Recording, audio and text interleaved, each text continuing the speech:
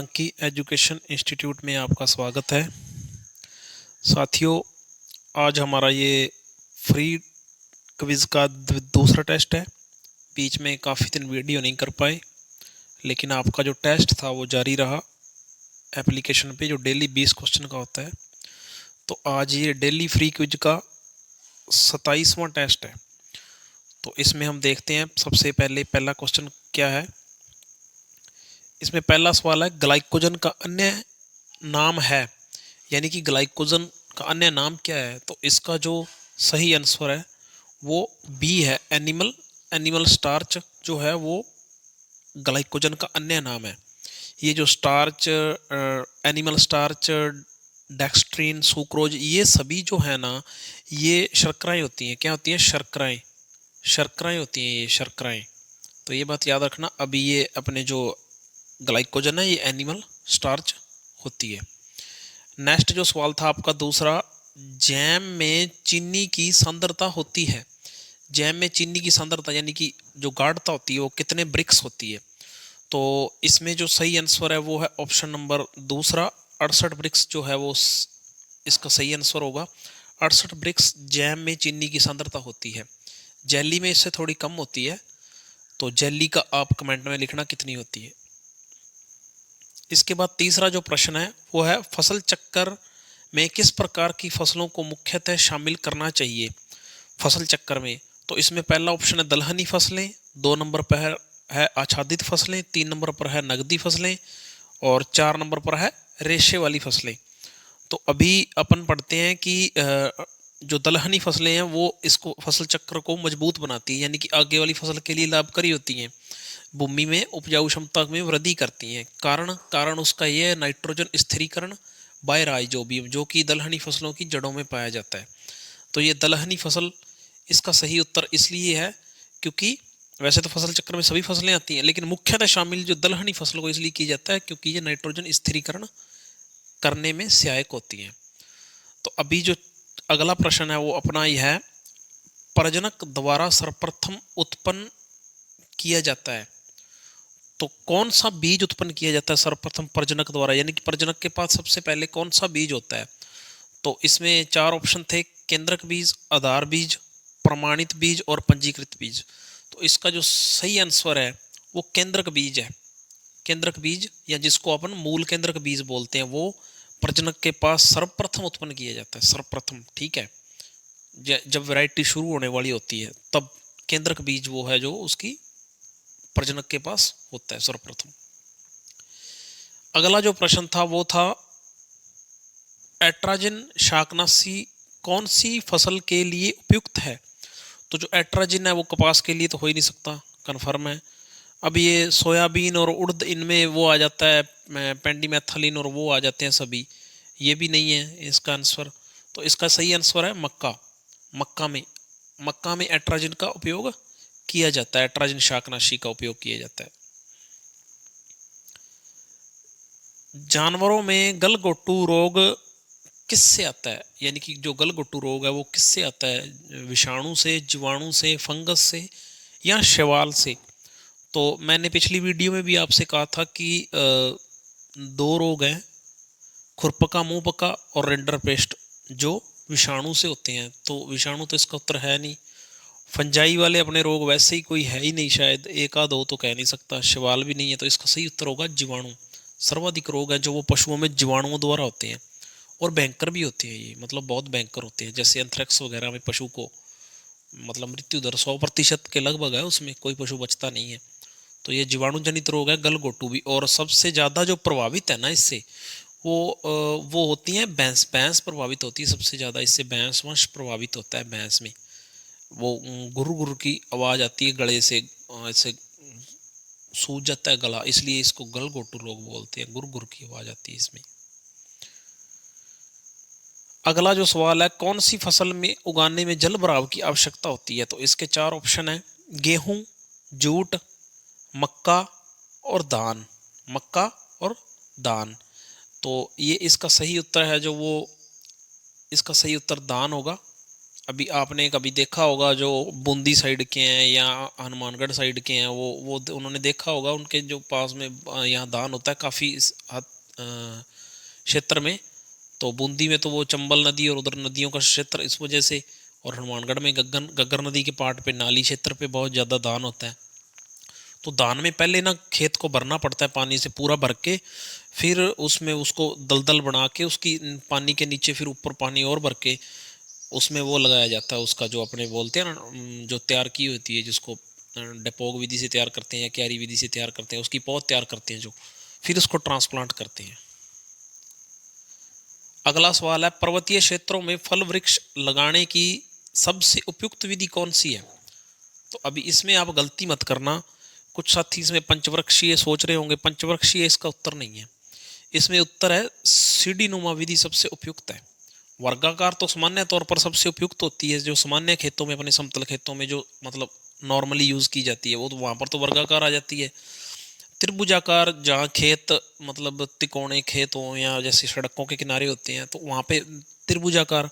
लेकिन इसका जो सही उत्तर है ना वो सीढ़ी नुमा है, क्योंकि देखो ऐसे पहाड़ी होती है ऐसे, तो इसमें क्या है कि जगह जगह कटाव करके ना ऐसे यहाँ से थोड़ा समतल कर लिया, फिर यहाँ से थोड़ा समतल कर लिया, यहाँ से थोड़ा समतल कर लिया, तो यहाँ समतल करके ऐसे एक एक पौधा लगा दिया जाता है, ऐसे एक ऐसे एक लाइन लगा दी जाती है पौधों की, उसके चारों ऐसे ऐसे आगे ऊपर जाते हैं, जैसे जैसे पौधे घटते जाते हैं, तो इसको सीढ़ी नुमा या जिग जैग मेथड में इसमें पौधे लगते हैं। ये बात आप याद रखना, पर्वतीय क्षेत्रों में सीढ़ी नुमा विधि है जो वो फल वृक्ष लगाने की सबसे उपयुक्त विधि है। नेक्स्ट जो क्वेश्चन है, भैंस में गर्भावधि कितने दिन की होती है? इसमें एक चीज याद रखना, आप जो एनसीईआरटी में दे रखी है ना, वो फिक्स वैल्यू याद रखनी है आपको, और वो 310 दिन है।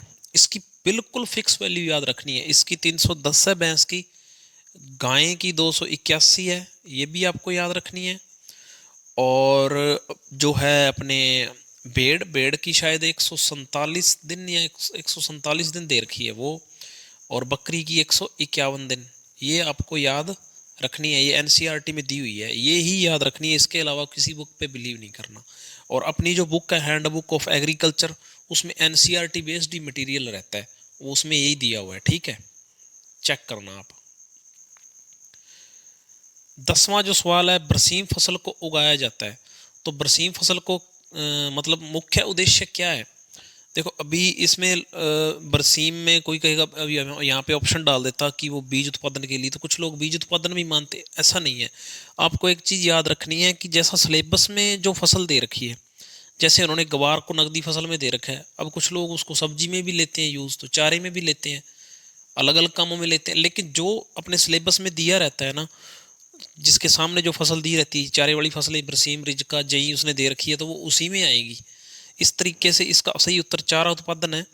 मेरा कहने का भावार्थ ये है कि जो फसल जिस क्षेत्र में दे रखी है, जैसे उसने सोयाबीन या मूंगफली, इनको शायद उनसे अलग दे रखा है, तेल वाली फसलों में दे रखा है, जबकि दाल वाली फसल भी है सोयाबीन।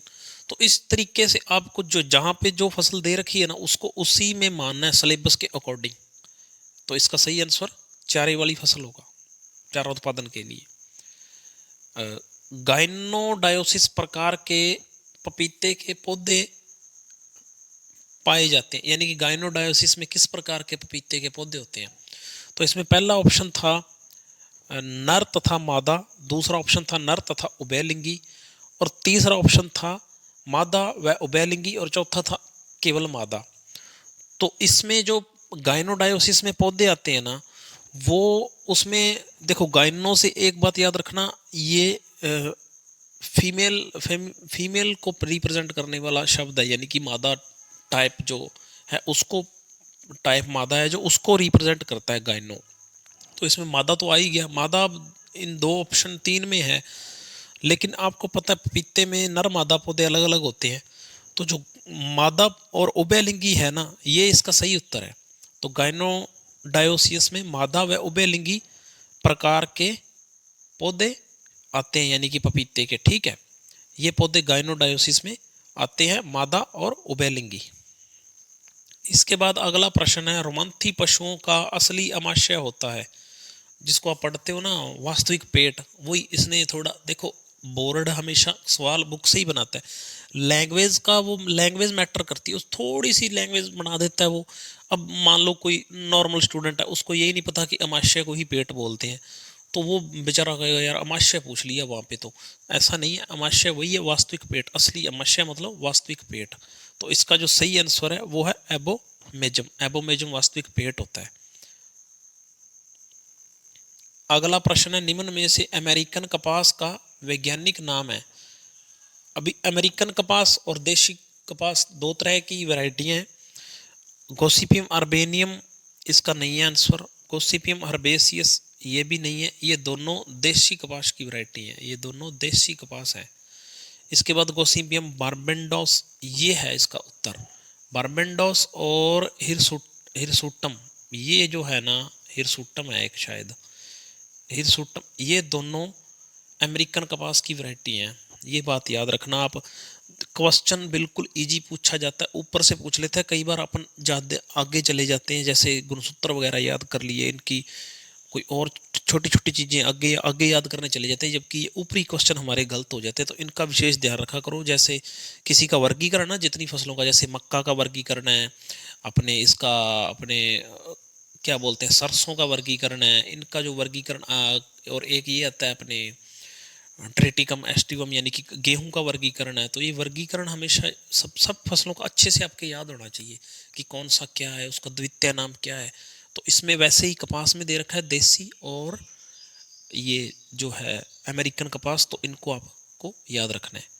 तो इसका उत्तर हो जाएगा गोसिपियम बारबेंडोस, एक अमेरिकन कपास है। अगला जो सवाल है, देश के कुल भौगोलिक क्षेत्र में राजस्थान के भौगोलिक क्षेत्र का प्रतिशत है। सिंपल सवाल है, सबका सही होगा। 10.4% इसका उत्तर है। मक्का उत्पादन के लिए एग्रो क्लाइमेट्रिक जोन है। इसने ये पूछा है कि मक्का उत्पादन मतलब राजस्थान के कौन से भाग में होता है। क्लाइमेट्रिक जोन है जो अपने 10 हैं, याद रखना। ये भी 10 क्लाइमेट्रिक जोन है और 100% इससे एक सवाल आता है। लिख लो मेरी बात, 100% इससे एक सवाल आएगा। भले ही तो आपके शस्य विज्ञान में आ जाए, भले ही इसका सवाल है जो वो आपके जीके में आए, लेकिन एक सवाल पक्का इससे आना ही आना है, क्लाइमेट्रिक जोन से। और इसका जो सही आंसर है मक्का उत्पादन के लिए एग्रो क्लाइमेट्रिक जोन का, वो होगा आपका जो उदयपुर बांसवाड़ा और इधर वाला जो है, तीनों चारों वाला नीचे वाला, वो है भाई 4th बी इसका सही उत्तर होगा। 5वें में आ जाएगा दक्षिणी भाग, 4th बी में ये आएगा। ठीक है, और सबसे छोटा भी है शायद ये, तो इसमें ये इसका सही उत्तर है।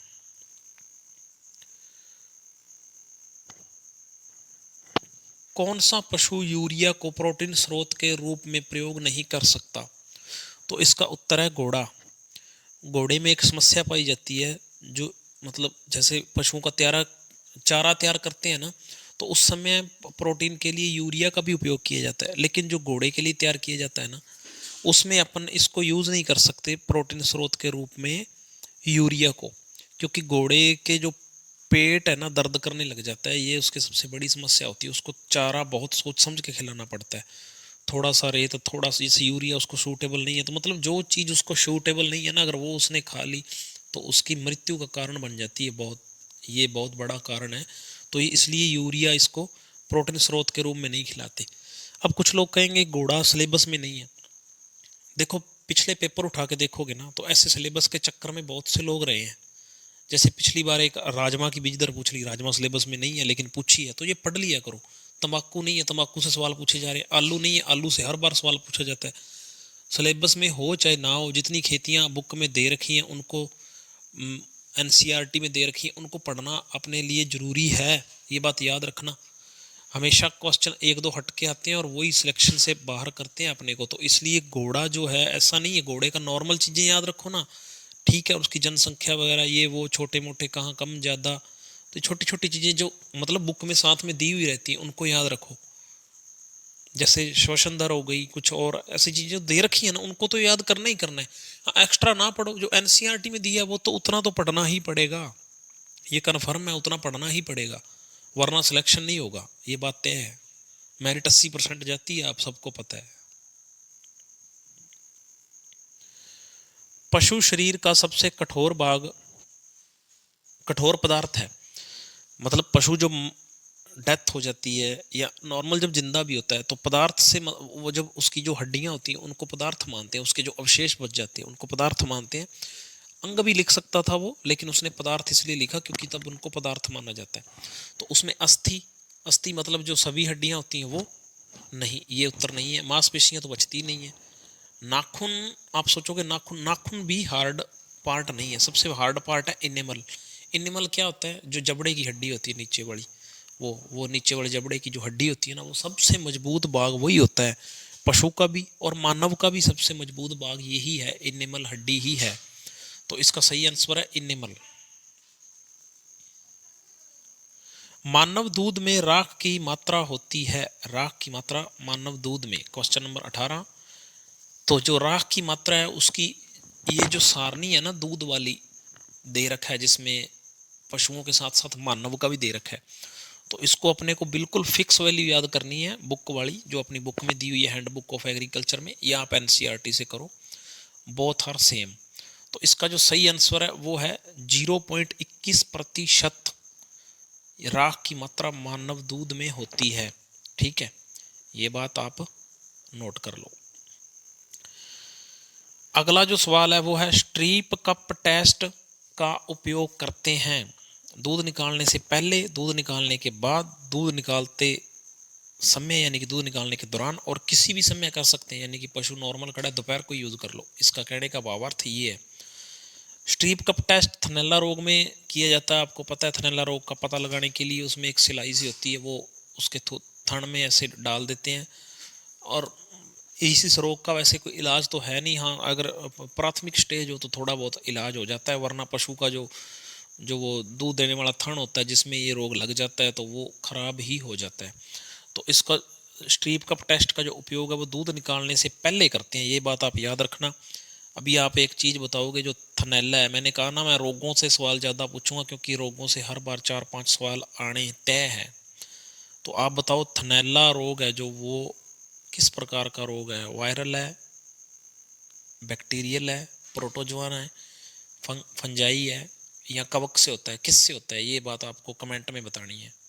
ठीक है, अपने को ये नहीं है कि ज़्यादा अपनी कोई वीडियो ज़्यादा ये हो, लेकिन जितने लोग देख रहे हैं ना वो अपनी इम्प्रूवमेंट देखना, कि आपको फ़र्क लगेगा कि हाँ क्वेश्चन अच्छे हैं हमारे लिए। आप डेली अगर जुड़े रहोगे ना, जब तक भर्ती आएगी आपके पास बहुत क्वेश्चन हो जाएंगे। देखो टेस्ट दे रहे हो आप, अब वीडियो बीच में नहीं बना पाया मैं बीमार हो गया था इसलिए।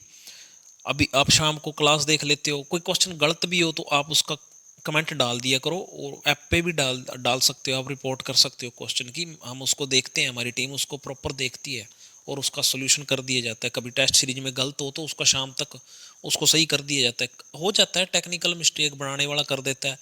तो अब जैसे आंसर होते हैं ना, जो वो सबसे पहले एक ही आंसर सेलेक्ट होता है सभी क्वेश्चंस का, तो कई बार उसको चेंज करना भूल जाता है, तो ये चीज़ है।